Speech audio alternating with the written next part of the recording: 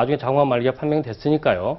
주치의를 찾아가서 왜 그 당시에 제대로 CT를 살펴보지 않았는지 그 부분에 네. 관해서 설명을 좀 자세히 들어둘 필요가 있겠습니다. 그리고 나중에 소송에 대비해서 진료기록 확보나 CT 필름 등의 진료기록 확보가 반드시 필요하다고 하겠습니다. 근데 또 의사 입장에서 또 저렇게 얘기할 수 있는 그런 게 척추 전문 병원이기 때문에 네, 어떻게 보면은 척추 전문 병원이면은 다른 병에 대해서 못 볼 확률이 높습니까, 굉장히? 그러니까 전문 병원이 요즘 많잖아요. 예, 전문병원이 예. 맞죠. 일단 네. 허리가 아프시니까 척추 전문병원을 찾아가셨고, 우리 척추 전문병원이나 산부인과 종합병원 같은 경우에는 그 질환 중심적으로 진료를 접근하는 경우가 많습니다.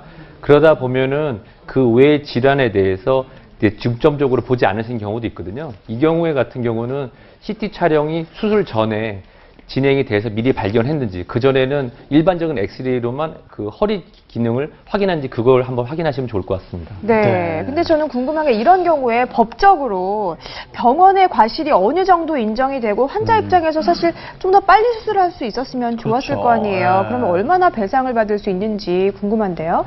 네, 근데 이 사례에서는 그 수술 후 8개월 만에 그 자궁암 말기로 판명이 됐으니까 당시 CT에서 충분히 유의했다면 자궁암의 의견을 볼 수 있었을 것 같고요. 네. 그렇다면 이거는 이제 의료사고라고 인정될 가능성이 대단히 높습니다. 근데 문제는 이게 이제 의료사고로 인정이 되더라도 당시 이제 암이라는 게 그렇잖아요. 반드시 발견했다 그래서 완치가 되는 건 아니니까 이 경우에 과연 그 당시에 발견했으면 자궁암의 완치가 가능했는지 네. 그 부분이 이제 문제고요. 만약에 완치가 당시 발견했더라도 완치가 안 됐다고 이제 이렇게 보여지면 결국은 위자료만 인정이 될 것 같고요. 그런 경우에는 이제 배상액이 1,500만 원에서 2,500만 원 사이에 결정될 것 같습니다. 네. 네.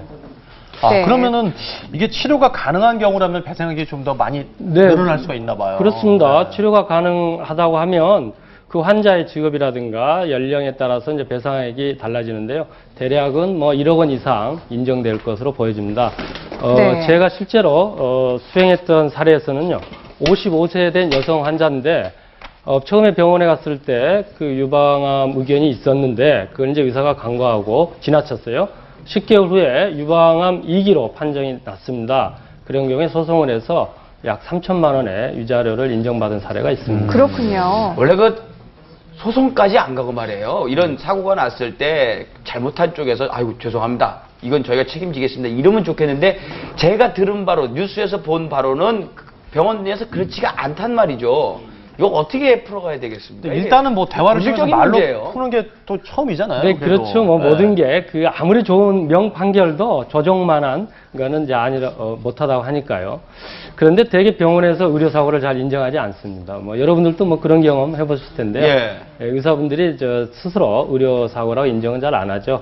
그래서 이런 경우에는 이제 첫 번째로 그 병원이 배상 책임 보험에 가입했는지를 확인해서 네. 보험에 가입했으면 보험금 청구를 해보는 방법이 있고요. 네. 네, 그렇지 않으면은 이제 두 번째로 그 2012년 4월에 여러분들 아시는지 모르겠지만 우리나라에 이제 한국 의료분쟁조정중재원이 설립됐습니다. 네, 오늘도 나와주셨고요. 네네, 오늘 여기도 나오셨죠. 그래서 한국 의료분쟁조정중재원이나 이제 전통적으로 이제 한국소비자원이나 이런데 이제 분쟁조정 신청을 해보시는 방법. 네. 그 다음에 병원에서 이제 과실은 인정하는데 서로 간에 그 배상 금액만 가지고 다투는 경우에는 소송보다는 법원의 그 비용이라든가 기간이 훨씬 저렴하고 짧은 민사 조정 신청 제도를 아하. 이용해 보시는 방법도 대단히 좋습니다. 네. 네. 환자 입장에서 사실 오진을 증명해내기가 정말 그렇죠. 어렵거든요. 네. 그래서 의료분쟁 조정 중재원이 생겼다니 다행이네요. 이런 모든 네. 절차를 해봐도 안 된다. 그럴 때 이제 민형사상 소송을 제기하는 게 또 방법이겠습니다. 근데 네.